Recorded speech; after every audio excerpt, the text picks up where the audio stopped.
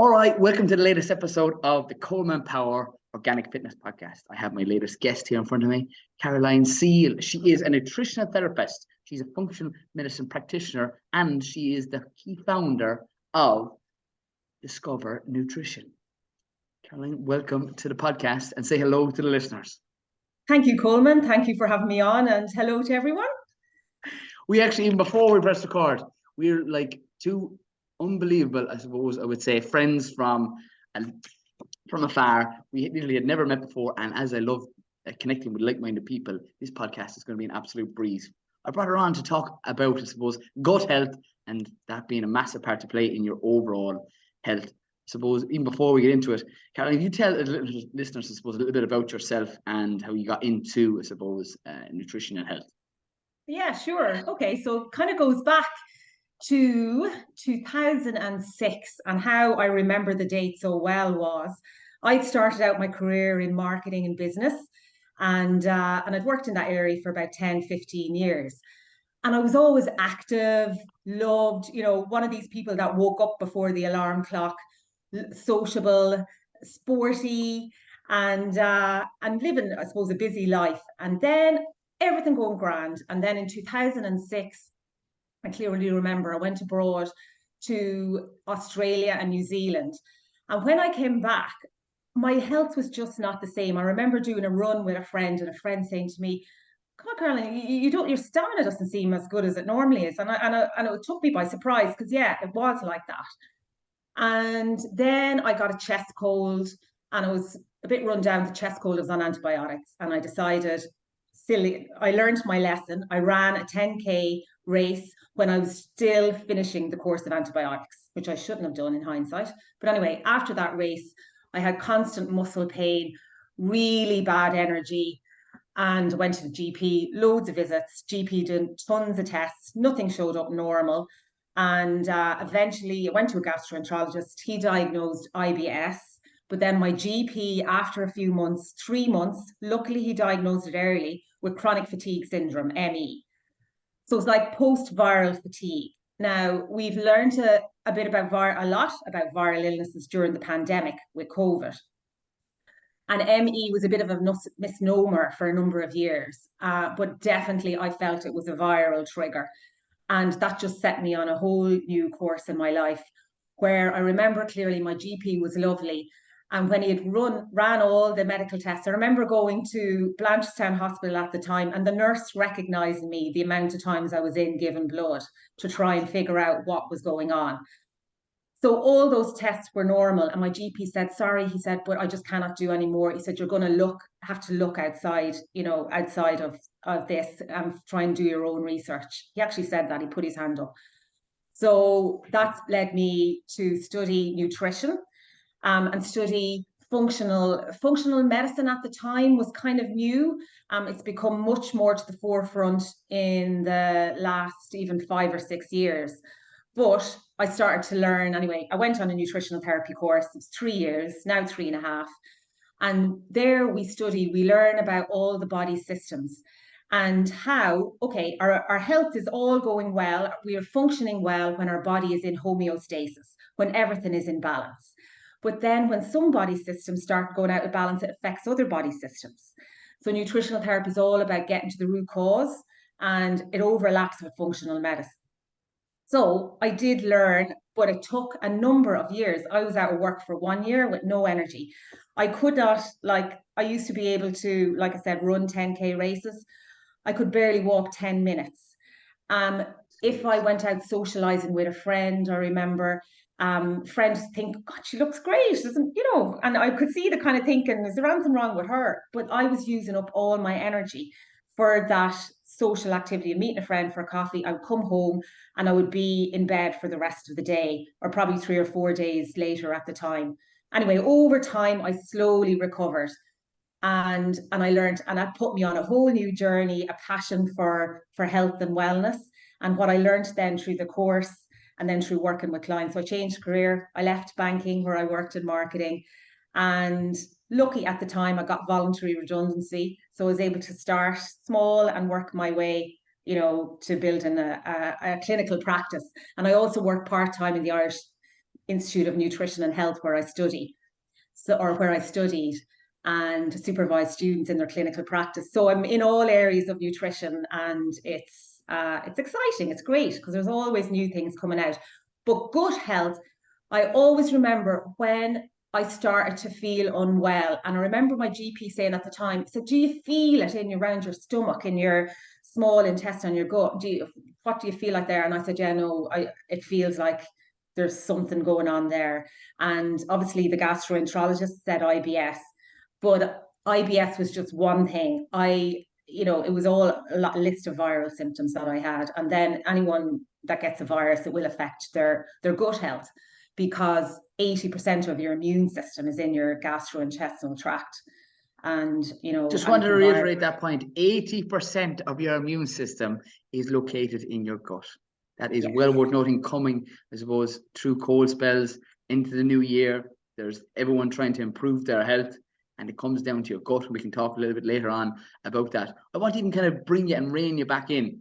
We touched on the likes of, you mentioned antibiotics. Okay, so what happens when people actually take antibiotics? Because a lot of people have taken antibiotics in the past or are currently on them throughout the cooler times of the year. Just to maybe touch on, expand on that point, because it's about information, informing people about this type of information. Yeah, so like antibiotics, you have to take, there's a role for them, okay? So if you've got a bacterial infection that is like a strep throat, something that's quite severe, then you'll need to take an antibiotic. But if you take an antibiotic, it is also wiping out, it's killing the bad bacteria, but it's also killing the good bacteria. So back to what I was saying about homeostasis, we need everything in balance. So in our microbiome, we have a mixture of good bacteria and bad bacteria.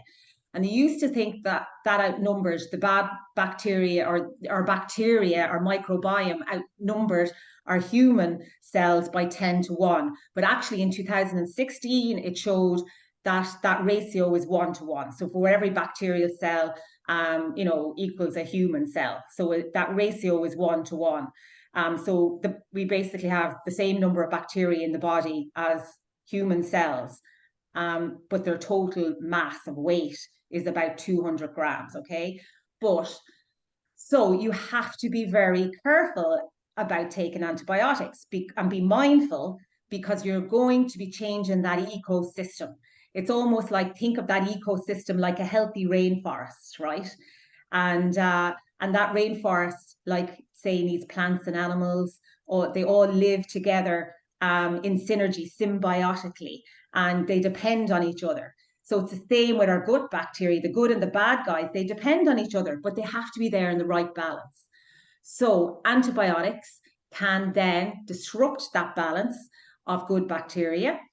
So that's where you have to think, right, take a really good probiotic. If you're on an antibiotic, take a probiotic.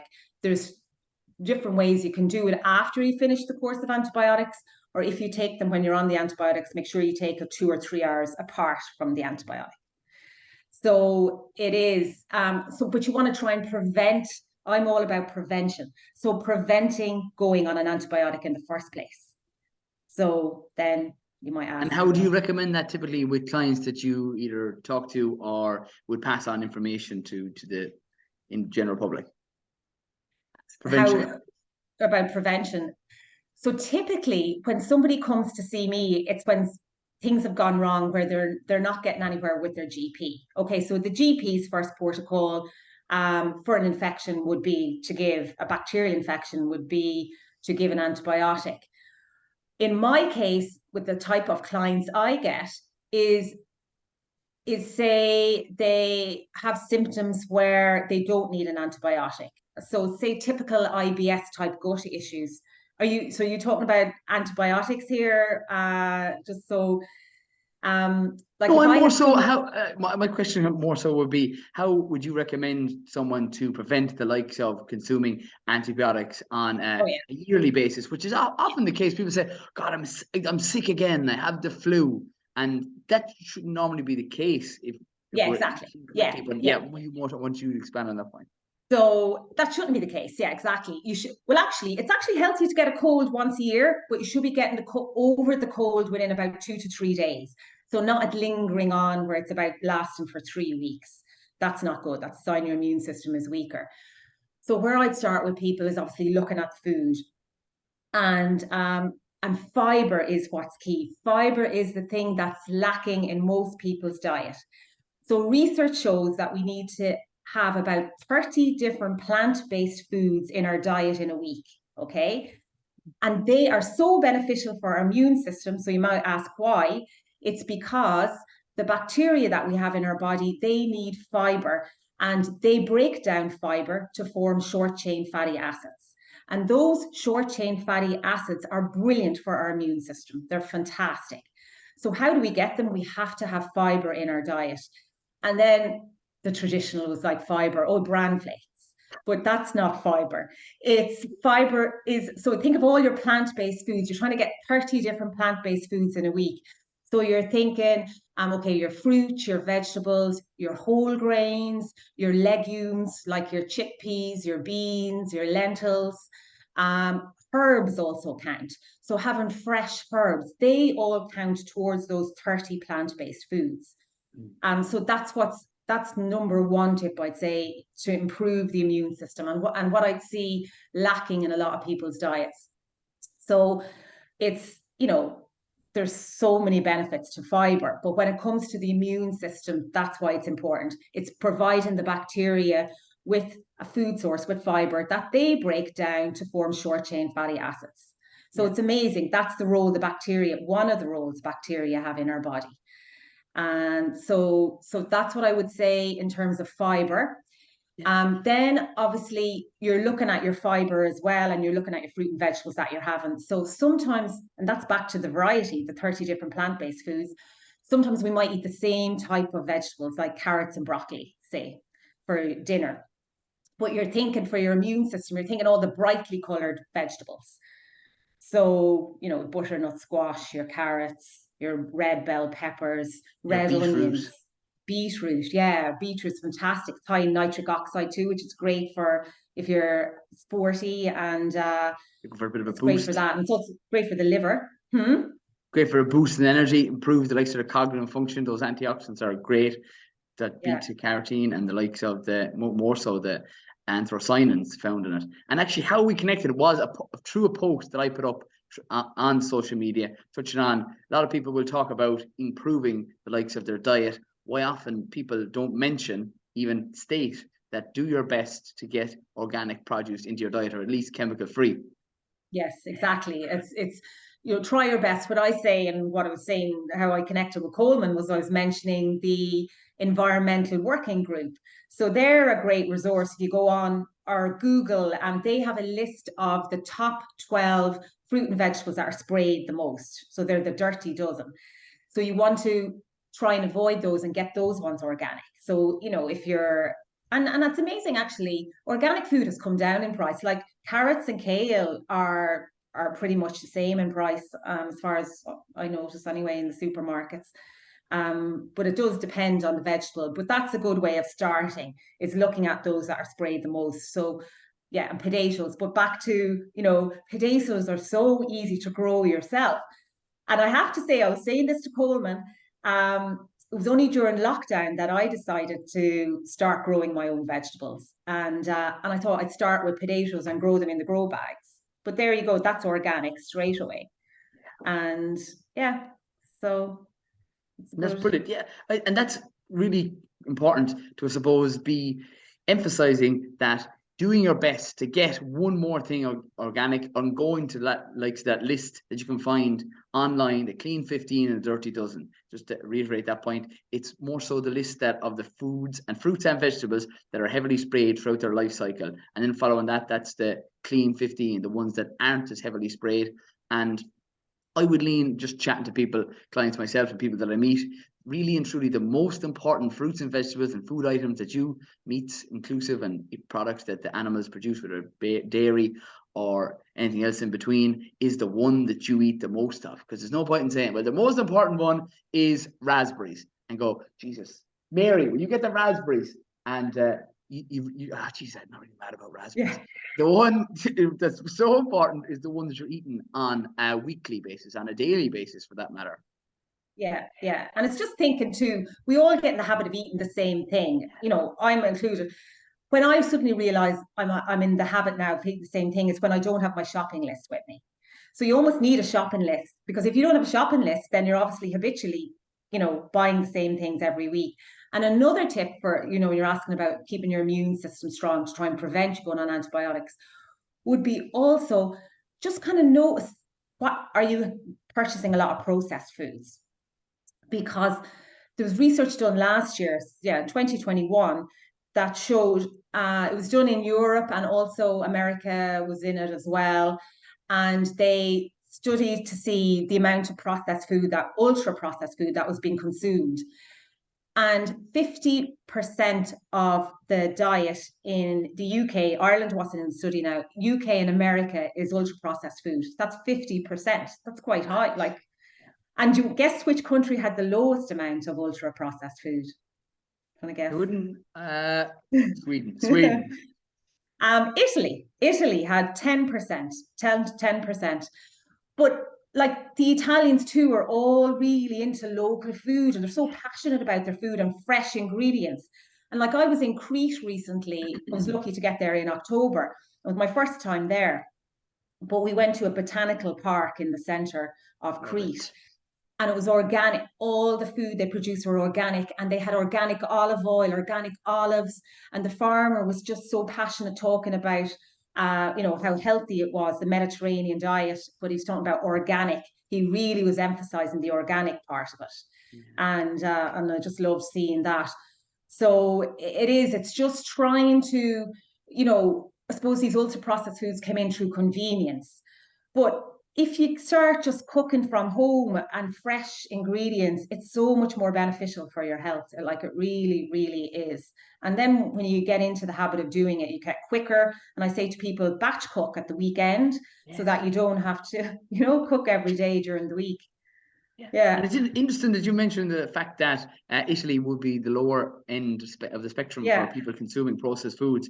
When I was living down in Cork and set up a market garden down there, one of my first and loyal customers was an Italian restaurant. They absolutely loved the fresh tomatoes. They were like, "Oh my God, these taste," I can't butcher an Italian accent, Italiano, these are the unbelievable tomatoes, like home. And that was the key thing that they literally wanted. And they were a small establishment compared to other businesses that literally wouldn't even, they turn their nose Yeah. up at it. It's about going to places that even restaurants are most certainly smaller, more so than larger, are buying these type of produce from small growers. And that's where you want to go. You want to go to places, and like, and I do go for meals out too. And when I'm down in Cork, when I was living down there, if I was going for a sourdough based pizza with organic cheese and the tomatoes that I brought them in, and the likes of organic spinach literally on top of it, it is unbelievable, the taste and the difference. And they know just like anybody else, because that's what they grew up with. Their heritage is Yeah. in foods. Like, I so is think, Ireland.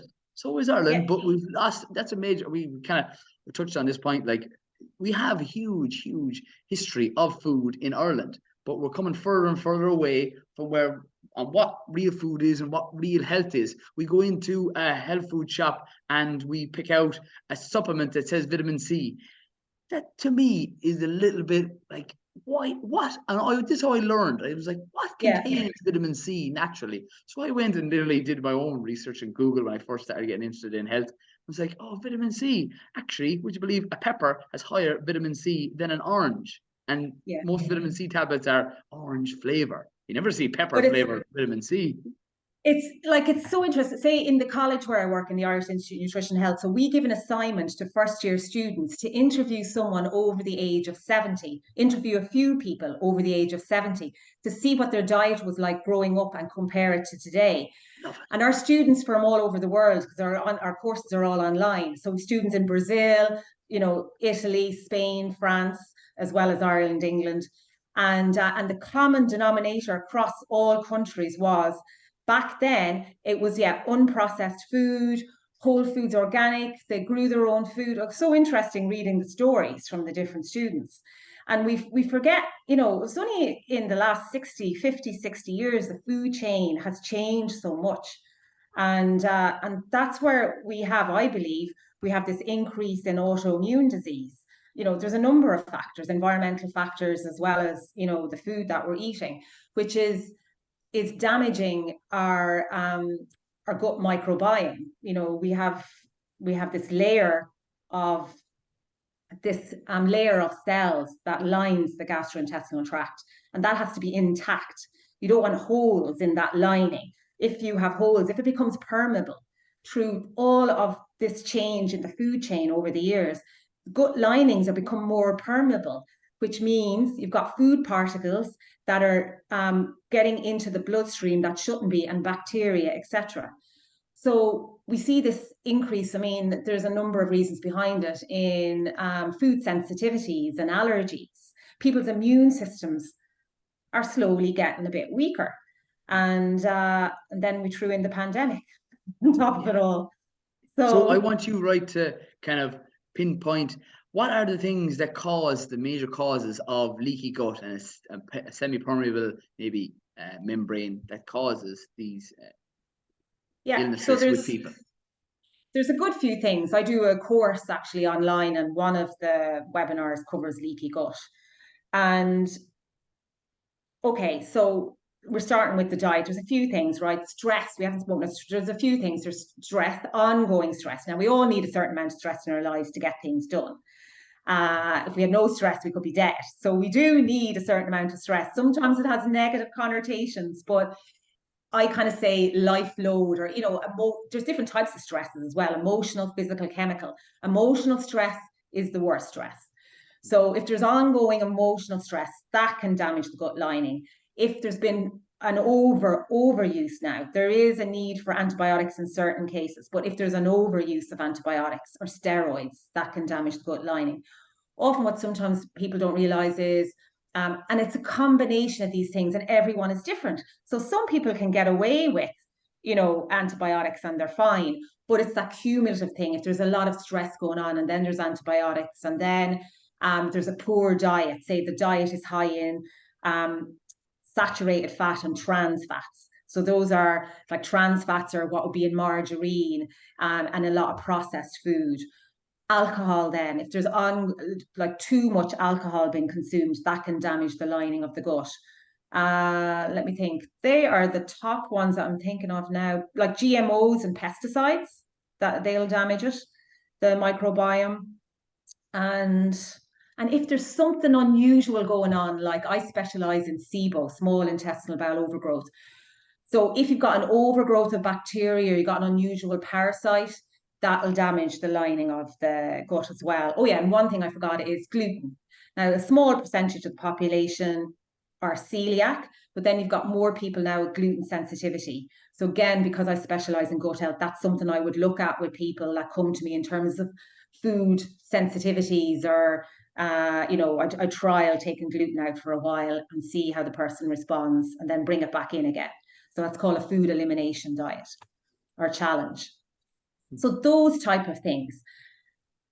And so, you know, like I said, someone could get away with a poor diet for a certain length of time, but then if they get older and they get a lot of emotional stress going on, the combination of that will affect the microbiome. And obviously I mean, diet is key. You are what you eat, and food is medicine. These terms, food is medicine. I see people's lives change through changing their diet. But that microbiome, that like intestinal permeability, it's so key to keep that healthy. But it can be repaired. So the good thing is it can be repaired. Those holes can all be sealed, and it can be repaired. Yeah. So we might ask, how can you repair it? So the way I work with people is I'm helping to bring in nutritious, healthy food, wholesome foods. I'm looking at repairing the lining. So sometimes, you know, you introduce the foods, you remove the foods that are trigger foods. Like, so say if gluten is a trigger, or that processed food, the high sugar. But then what's really key is healing the lining of the gut. So that's where the likes of bone broths come in. So we want to seal those holes, get rid of those holes. The likes of bone broths are brilliant because they're high in glutamine. And that glutamine helps heal. You can buy glutamine as a supplement as well. But back to what you were saying earlier, There's other things in bone broth that are beneficial. When you take a supplement in a single form, you could be outbalancing other nutrients in the body that we haven't researched or learned about yet. So you really have to think about that. When I put people on supplements, I'm just doing it short term to boost the healing process, but then the person is coming off it. And it's all about, my job is to try and slowly, because it takes time, step by step, change the diet to get it to a wholesome whole foods diet where you're not taking, you're taking a minimum amount of supplements. Yeah. And I'm so glad you brought up the likes of bone broth. I would be a major fan of it and would recommend it myself, and because of what I do is what I recommend. So I actually am due this weekend to make bone broth with the likes of the carcass of an organic chicken. But I want to even further go on to the point of, okay, fats, right, are going to be beneficial. Why? Your brain is made up of 70, if not 80% fats. Your skin health is massively improved. Your gut lining can most certainly be benefited from the likes of those healthy fats. But correct me if I'm wrong, and the likes of saturated fat would be found in the likes of bone broth. So where do we find the line with consuming foods that contain saturated fat? I just want you to expand. Okay. Yeah. So saturated fat is good. A small so cholesterol is a saturated, okay, we need cholesterol. Right, back to cells. Our cells There's so much, and I knew this would crack open. Sure, cholesterol helps to make vitamin D, and I just wanted to open it up. Yeah, so if you think about, like, our cells in our body, they're everywhere, and those cells are made of mostly of fat. 20% of those cells are made of cholesterol, and there's saturated fat in there. Okay, so you need a small amount of saturated fat. I think it's about 10% of the diet. And then you're looking at your omega-3s and omega-6 and omega-9s. So you're looking at those fats, right? So what's happened in the world is, for a cell to be healthy, we need the right balance of omega-6 to omega-3. So have you heard about this before, or listeners? I don't know if you have. But okay, so for our cells to be working optimally, we need the right balance of omega-6 to 3. Omega-6, that ratio should be 3:1. But what's happening in the modern world now, in Europe, because I work with labs that do testing on essential fatty acids, in Europe, the average ratio is 14:1, and in the States is 24:1. It should be 3:1. So that omega-6 is creating too much inflammation in the body. And that omega-6 comes from the likes of what you might think is healthy, vegetable oils. Vegetable oils are not good. So it comes from, and they're all in processed foods. So it's coming from vegetable oils and trans fats. So those are the fats that are bad. It's a saturated fat's okay, but you just need it in a smaller amount. So you're thinking of getting all your good quality omega-3s in, and a small amount of omega-6. So that will come to your sunflower seeds and sesame seeds. They're, the natural omega-6. I'd love to ask you this. Do you know, you're doing studies, are there any one food that have higher omega-3 than omega-6? So anything that I've previously found, they always have, like, the stick at that ratio would say 3:1 or 4:1. It's always higher 6. Is there any way or any food item that you know of to date that has higher omega-3 than it has omega-6? We looked at hemp seeds. It's a good question. Good question, Colman. I have to look into that I'm one. top of the class. Miss. Very good question. Because, the highest in omega-3 is your oily fish, salmon, herring, and mackerel, and all of that. But are you saying to me that should have more omega-3 than omega-6? So. Right, no, I'm standing to be corrected. I would have just on my current knowledge that it would have had a decent ratio. No, would have had a matching ratio as 1:3. Oh, one, but not equal. Yeah, I want, right, so, God, I'm struggling today. I'm after a load of biscuits, crackers, and I went out for the 3 and the 1, and everyone brought it back, and I had it. But now I need a real boost, and this is that one food that Caroline or someone's going to mention to me. Yeah. Walnuts. No, walnuts still have, in my current knowledge, they have a higher omega-6 than omega-3. Is there anything that's boosted that can we go straight into higher omega-3? I'm not saying that there is, or I'm just only inquiring.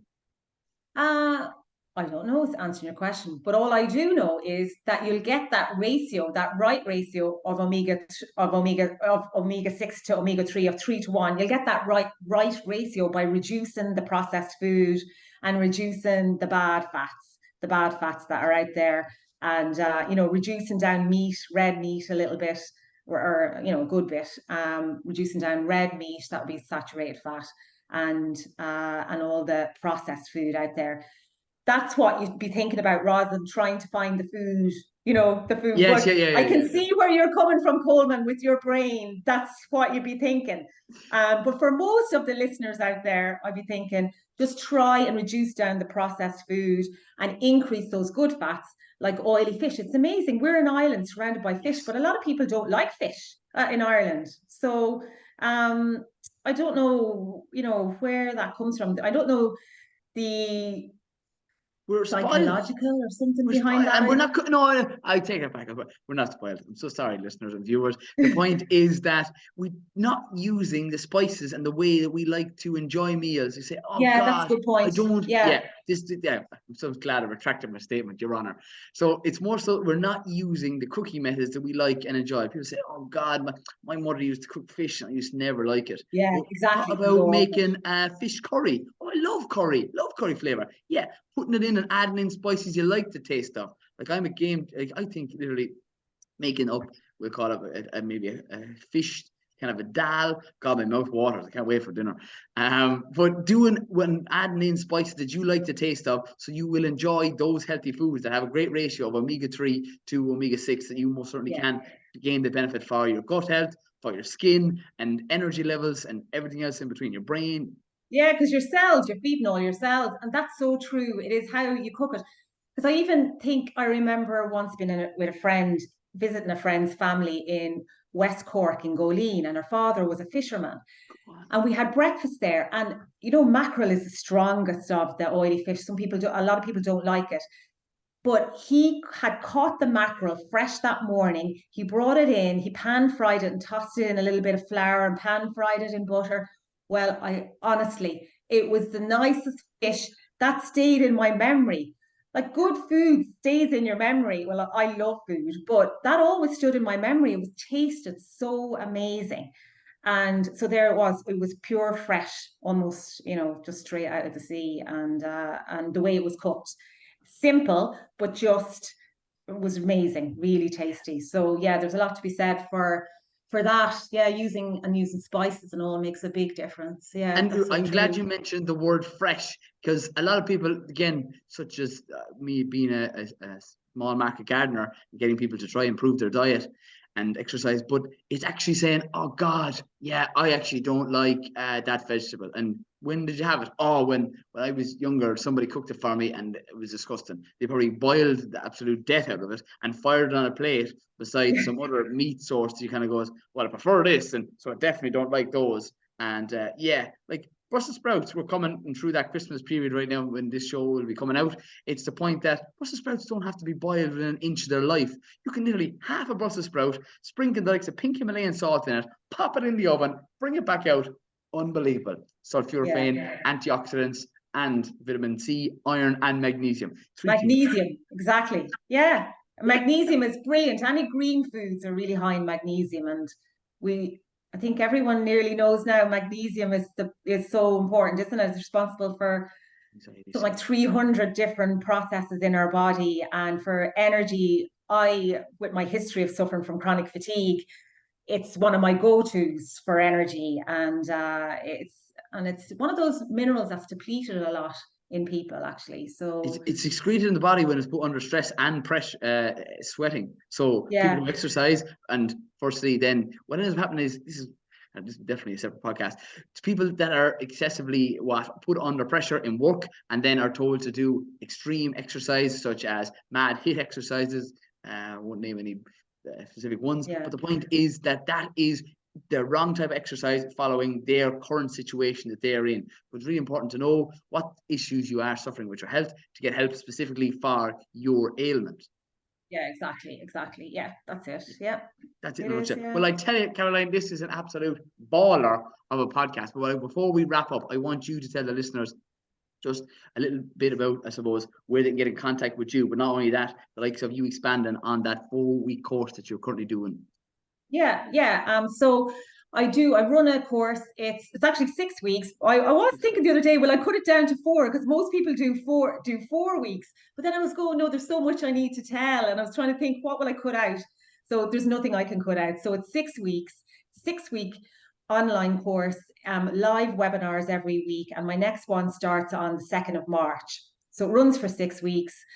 And live webinar every week, and a group Facebook page to ask any questions. And I have a food plan that everyone, if they're happy to follow. Some people do it, they follow the diet plan. Other people do it to learn more about gut health. But if you can follow the diet plan, it's great because I get interaction every week with feedback and how people's symptoms are doing. I get them to fill out a questionnaire before they start and again at the end, because sometimes things improve and you kind of go, oh yeah, I didn't realize my joint pain went. And they had joint pain at the start, and 3 weeks later, their joint pain has gone.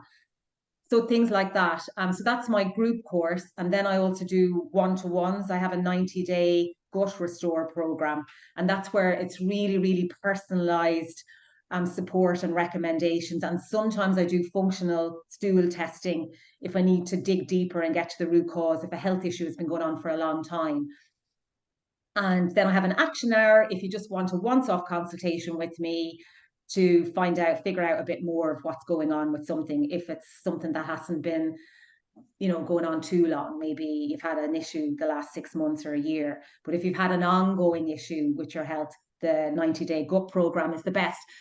And on that, like our gut, our digestive system is a master system in our body. If that's not working right, it affects everything else. So that's why I specialize in gut health. So many people, everyone can benefit from improving their gut health. So yeah.